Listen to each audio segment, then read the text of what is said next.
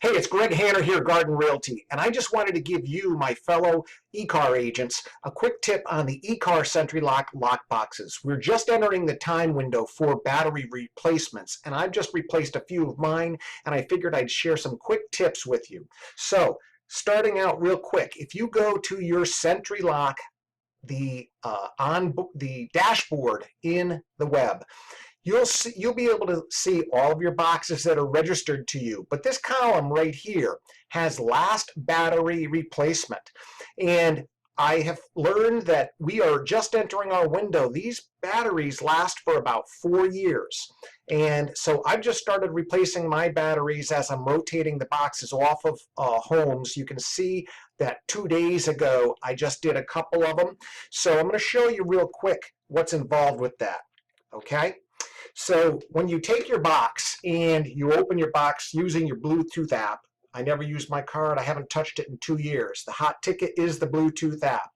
But inside, right here, you can see this is the battery section right in here. And there's 2 Phillips head screwdrivers, screw heads, one here and one here. These 2 screws come out, and then you have quick access to the batteries. Here's the battery that you'll need to order. I ordered up a couple boxes of 10 because I've got quite a few boxes. They are the Panasonic, and I'll try to get this in focus, okay? Panasonic, that word is lithium, but the part number is CR123A. It's CR123A, 3 volt, Panasonic lithiums, okay? I bought them on Amazon. They were quick and easy. You take those 2 screws out, pop the new batteries in. You do it one at a time, and you really don't lose any programming. Once you do that, the other thing I want to share with you is make sure your box's firmware is up to date. So let's just take a quick look at this.